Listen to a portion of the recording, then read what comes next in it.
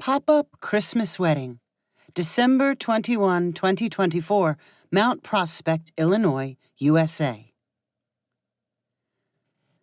Everyone who knew Elsa and Austin agreed they were perfect for each other. Both were kinder and shorter than the average person their age. They often got forgotten during parties, but hung around to help clean up after they ended. They met as sophomores during a blood drive at the University of Illinois. After being assigned to the same registration table as student volunteers, they became inseparable. By the end of their third college year, Elsa and Austin decided they wanted to be married, sooner rather than later. Most of their friends thought getting married at 21 sounded crazy, but a few said it sounded romantic and wished they had found such a perfectly cute match. As one of Elsa's roommates put it, "When you know like they do, why not start spending the rest of your lives together? Those two deserve to have all their dreams come true." When the young couple revealed the marriage idea to their families, Austin's parents were mostly supportive. They adored Elsa and were happy to have her formally join their family no matter how soon it happened. Elsa's parents, Andrea and John Langmuir, saw things differently. Elsa was their only child, and her parents had invested huge amounts of time and money to ensure she was as successful as they were. She went to private schools and played on important sports teams that were supposed to make her competitively ambitious. The Langmuirs' expectations for their daughter did not include marrying so young. And while they thought Austin was a nice enough boy, he did not give off the vibe of an aggressive overachiever. Andrea Langmuir said about Austin and her daughter, "I don't think they live in the real world. They have no concept of money or how they're supposed to get by." When speaking directly to Elsa, she told her she was naive and confused. "I know you're in love and you think that's all that matters, but those feelings fade and reality sets in." Elsa respectfully listened, but did not change her mind. The same conversation between her and her parents continued from March until July, with Elsa persuading in a sweetly stubborn way.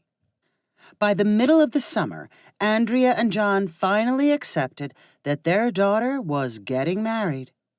Then they had to confront her plan to do it before the end of the year. Elsa and Austin sat down with them for an uncomfortable talk about the logistics. "It doesn't have to be a big wedding," Elsa said, trying to sound accommodating. "Maybe I would like a small wedding better." "And we're happy to have it anywhere," Austin added. Andrea looked at her daughter and would-be son-in-law like they were children figuring out rules to a board game. "If our only daughter is getting married and we're paying for it, which I presume we are, then we want an event we can be proud of, something all our friends can attend." "Here in Mount Prospect?" Elsa asked.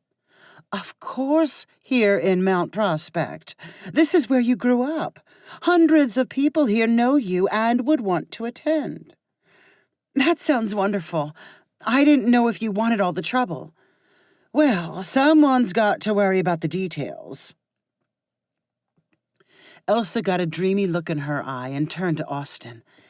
"If we had it around Christmas, we could have a Christmas theme, everything red and green."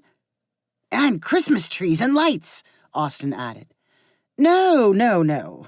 A wedding around Christmas is a nightmare," Andrea said with a shake of her head. "You're competing with all kinds of holiday parties. Everyone's so busy, and I know you think a Christmas theme would be cute, but trust me, it'll be tacky. Like you're a couple of country bumpkins." "But Austin and I are between semesters over Christmas," Elsa argued. "That's what's most convenient for us, and it's our wedding." Andrea smiled in a patronizing way. In her professional life, she oversaw a thriving psychiatric practice. She was used to those around her deferring to her opinion and knowing exactly what was running through everyone's head. She liked to think she completely understood human motivation, and was not above mental manipulation to produce a needed result. Having grown up under her mother's oversight, Elsa was intimately aware of her mind tricks. She instantly spotted gaslighting, guilt trips, reverse psychology, and attempts at idea inception.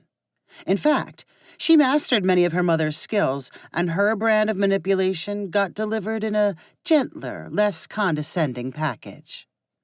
When the two of them disagreed, they knew some compromise was inevitable. While Austin and Elsa's father did not realize it, compromise over the Christmas wedding had already begun. Elsa was willing to drop the idea of a Christmas theme. In turn, her mother accepted a wedding date of December 21st, the Saturday before Christmas. "That's the winter solstice," Andrea said authoritatively. "I'm thinking the groom in a black tie, white flowers and decorations. Very classy." Elsa did not attempt to argue and let her mother talk excitedly about winter solstice styling. When the long compromise discussion was over and Elsa was alone with Austin, she said confidentially, "I still think we might get our Christmas wedding. Somehow." While Elsa was home for her summer break, she and her mom shopped for a wedding dress and visited possible wedding venues. They agreed on a small hotel that rented a spacious reception building surrounded by gardens and a pond. The space had hardwood floors, a balcony for live musicians, and plenty of guest parking. Very classy. Mother and daughter also visited the caterers, florists, photographers, and musicians, but only the dress and venue were finalized before Elsa returned to school. Andrea consulted with Elsa on the other details, but since her daughter was 150 miles away and Andrea was paying the deposits, she made the final decisions. By late autumn, the receptionist at Andrea's psychiatry office knew more about the wedding table settings and flower arrangements than Elsa did. But Elsa trusted her mom's good taste and decided to be grateful, no matter how things worked out. By the beginning of December, RSVPs had been returned from invited guests. Despite Andrea's fears, a majority of invitees had carved out time in their holiday schedule for the wedding. There would be a large crowd. Andrea and Elsa arrived at the reception hall on the morning of the 21st to find employees removing decorations from a Christmas party that had taken place the night before. Tables were covered in red candles and limbs from evergreen trees. Every corner held a Christmas tree, and the walls were covered in lights. A large chair for Santa Claus sat at one end of the room. "Shouldn't all this be cleared away by now?" Andrea asked the flustered manager. "We're moving as fast as we can," the manager replied. "Well, move faster. I don't want my daughter's wedding spoiled by Christmas decorations." Andrea was in a frantic mood when the florist arrived with a box truck. An unfamiliar man with mutton-chop sideburns got out of the driver's seat and barked orders for his assistants to begin unloading. "Where's Marge?" Andrea asked the man. "She won't be here today. I'll take care of everything." Andrea sniffed skeptically. "The flowers? The lattice work? The lighted stars?" "Yes, everything." A worker carried the first basket of flowers from the truck, and Andrea moved in for a closer look. "These aren't white. These are barely cream-colored. Marge and I agreed on white." The flower truck driver raised his hands and said, "Look, there's no such thing as a pure white flower. They're naturally going to have a yellowish, creamy tint to them." Andrea inspected more flowers. "And these have pink lines around the petals. These aren't what we ordered. I want to talk with the manager." "Lady, I'm the owner," the truck driver replied in a tired way. "It's December. Not exactly flower-growing season around here. I promise you, these are the best flowers you can get." If Andrea had been sitting calmly in her office, she likely would have read the florist's mindset perfectly. But in that moment, she miscalculated and assumed that standing firm would somehow produce better flowers. "I want the ones I ordered, not these," she said in a demanding voice. "Fine with me," replied the florist. He made some quick motions with his hands, and his assistants put everything back in the truck. He drove off in less than a minute, leaving Andrea standing open-mouthed. She did not even have time to attempt an apology. Elsa found her mom looking distraught. "What's wrong? What happened?" "We don't have any flowers. The florist drove off with them, and most of the decorations. What are we going to do?" Elsa hugged her mom to calm her down. "It's all right. We'll figure out something. Let's talk to the guy from the hotel." When they huddled with the venue's manager and the caterer, they quickly realized there was no possible way to get alternate flowers. "I think you'll simply have to go with a bare-bones look," the manager concluded. "White tablecloths. Very simple." Andrea cringed. 6 months of planning for nothing but tablecloths? Everyone's going to wonder what we were thinking. This was supposed to be a winter solstice party. Almost jokingly, the manager said, "We could bring the Christmas decorations back in." Elsa's face lit up. "That's a good idea. Cozy and Christmassy sounds better than plain tables. Don't you think, Mom?" Andrea turned to the manager. "People won't think it's tacky." "People love Christmas," the manager said with a shrug. Andrea sighed loudly and whispered, "All right, bring the decorations back in."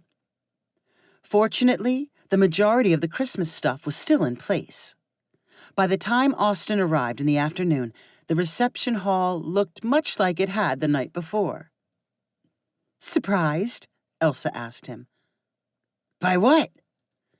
"It's the Christmas theme we wanted all along." "Oh, I guess I didn't realize the difference between that and winter solstice." The couple got married in the spot where Santa Claus's chair once stood. None of the guests complained about it looking tacky, and very few knew about the last-minute theme change. Elsa assured her mom it was the wedding of her dreams. Everything she hoped for and deserved. If you enjoyed this story, please rank it on the website 500ironicstories.com. Please subscribe on the website to get weekly updates as new stories are posted. And please share with friends using the convenient links available.